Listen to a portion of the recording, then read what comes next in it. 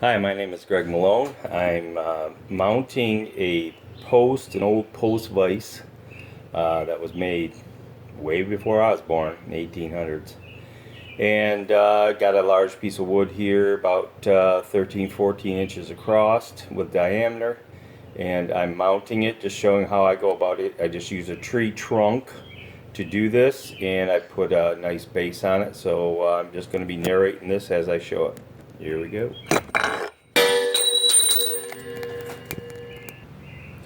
Okay, as you can see, I've mounted quite a heavy section of log. I don't know, probably about 80, 100 pounds. And I've got 4x4 cross piece on the bottom here. Let me jack this up so you can see the base. I've got a lap joint right here. And I've got to also fix the bottom with 6-inch long heavy duty screws. They are these things right here, and they're 6 inchers. They've got a part that digs in, so it allows them to drive in. T25 head, 6 inches, and those are buried into the log at least 3 inches and 3.5 inches into here. So now I'm going to mount my vise to this, and so I'm going to grab my vise here. Now this vise is probably, I'm going to say 70, 80 pounds. So this is going to be bolted up on here.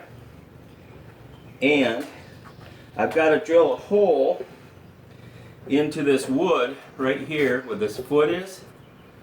And when I do that, then this will hold this from moving. I might even spike it at some point in time, but for right now, that's how she's going to go. So my next step is to drill a looks like an inch and a quarter hole into that 4x4. So I'm going to press the tip of that into that board. Made a nice mark, and that's my next step. So I'll get back when I start drilling again. Okay, I got my brace and bit. This is adjustable. I just loosen the screw up and I can slide it out to the size I need. So that's what I'm going to do next. I got my heavy old screwdriver. I also use this for taking my discs on and off my right angle grinders. I have two different sizes for a small one and a big one. Comes in handy when you're looking for those wrenches you lose. Okay, some of you may or may not have used a Craftsman bit and brace in your life, but this is a Craftsman. This would have been top of the line back in the day that they would have used, and this is called a brace and a bit. And so what I'm doing right now is I'm going to put this bit in. I've expanded my drill out to the length or width I want it. And because I'm going to be drilling right next to this log, I have to, okay, I'm in there now. I have to be able to ratchet this as I'm turning it, because I can't go all the way around, and I'll show you that right here. Okay, I can't go all the way around.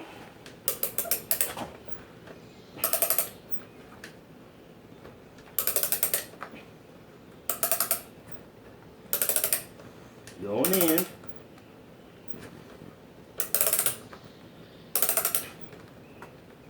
And this thing has a little screw on it, so it's boring into the wood as I turn it, and it's caught now.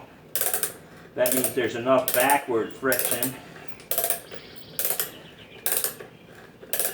Okay, and now it's starting to bore out the material.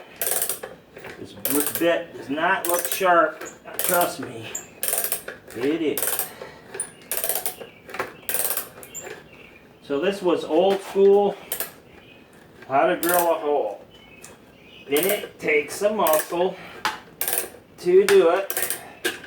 Some of you young whippersnappers You can do this no problem. An old geezer like me can do it. You can do it too.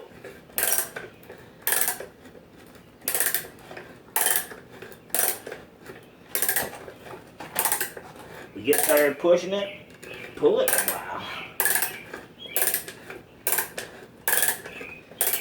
Do it where you got your best leverage.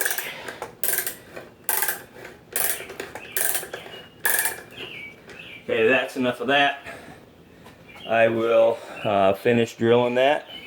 Get back with you. Okay, I'm pretty much finished drilling on this. Now you can hear that ratcheting mechanism. Now I want to take this out. So there's a little neck you turn here. You turn it to the center, it's solid both ways. You turn it the other way, it'll then ratchet back in the opposite direction to take this thing out.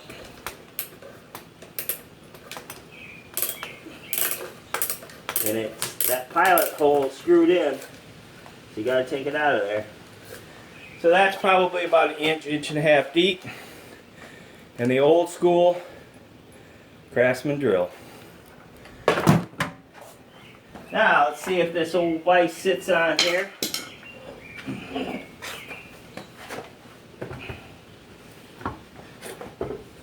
Man, is that thing soggy. It's heavy. I gotta go down width of my finger for this to touch. But I want that to be supported, so I want to drop that down another half an inch. So I'm going to take the time to do it right, so I don't want to have it wiggling on me later on. Here's a little trick that I learned doing this. If your arms are starting to get tired pushing this thing, pull back on it, put it against your leg. Put my elbow against my leg right here, and then I'm pushing it with my leg, just rocking in. And you can see the chips I'm turning out of that hole. I know I'm far away, but you get the idea. Alright, spin her the opposite direction. Take her out.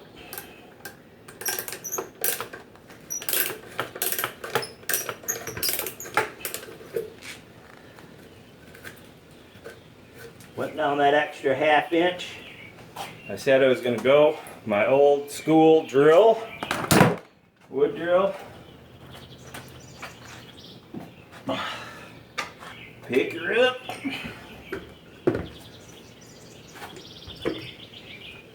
There we go. Okay, she's down now. And the whole collar supported in that hole. And now I'm going to drive in some heavy duty lag bolts into the top of this and affix her to said post. That thing's heavy. Okay, I was looking for lag bolts, I can't find them. So these 6-inch spikes are going to have to do. So let's drive these home.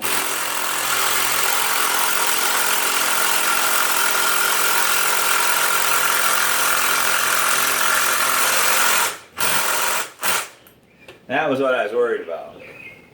I only went about 3.5 inches into this, and she stalled because it got too tight. So I'm going to grab some shorter screws, and I'll be right back. Okay, here I am back again with a shorter, still the large head T25 with a cutting tip to go in with it. So let's try this again, this time with feeling. Get back kind of where I want her.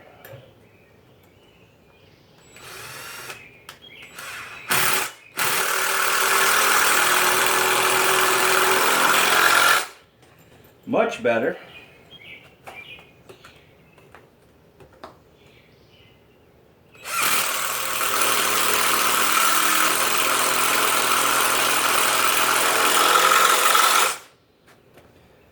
That's 3.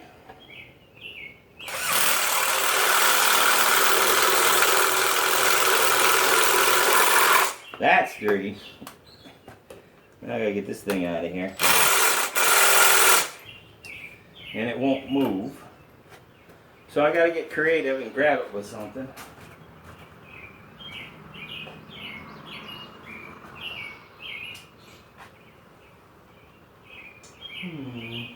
What to do? Here's a big old set of wolf jaw blacksmithing pliers. Let's see if that'll do it.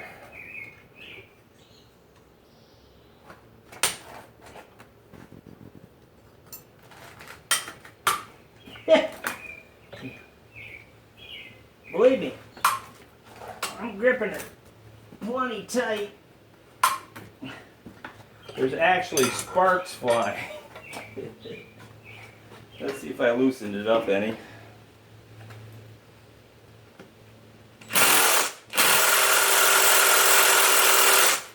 Believe me, I got a drill big enough to take that out of there, but I'm going to shut it down for a second while I work on this. Okay, I finally found a way to get this thing out. Cranking her up.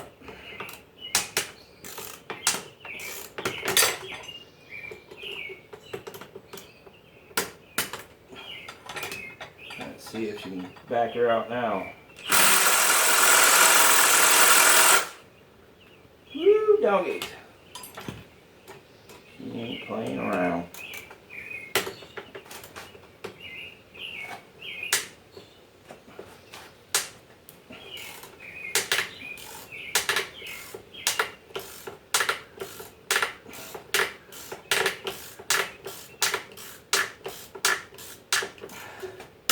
Alright, see if she'll back out now.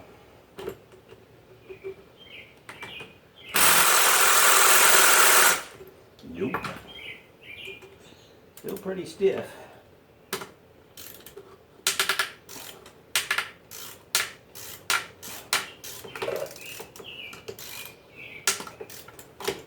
Come on, work with me here.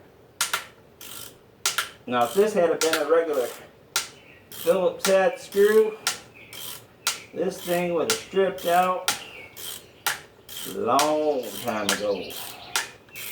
That's why I like using the T25s, T20, the Torx heads.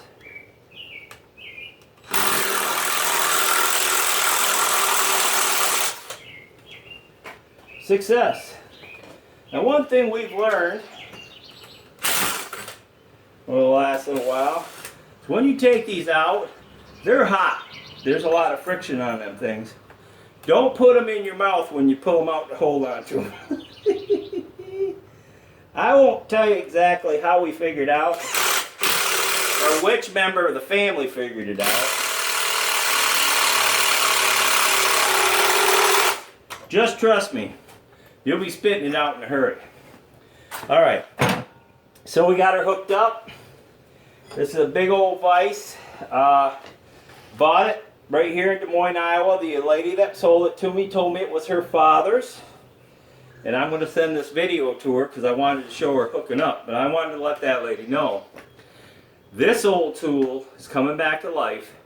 And it's going to be working in my blacksmithing shop. And I'm going to be training people to be blacksmiths. So your father's memory lives on with this vise. Training people to be blacksmiths in the year 2016. And continuing on the tradition of blacksmithing in Des Moines, Iowa and the United States. So this is for your papa. I don't know his name, but God bless you and God bless him.